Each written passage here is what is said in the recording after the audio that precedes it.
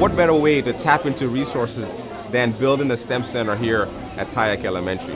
And hopefully these kids will go on to middle school, into high school, into college. We're really excited about that, and we're not going to stop. The goal is to build these STEM centers all across the country. Students who have exposure to STEM are able to learn critical thinking skills, problem-solving skills. They learn about taking risks, being creative. And so we're hoping that with our Ripken STEM Center today, that becomes part of that transformational period for students.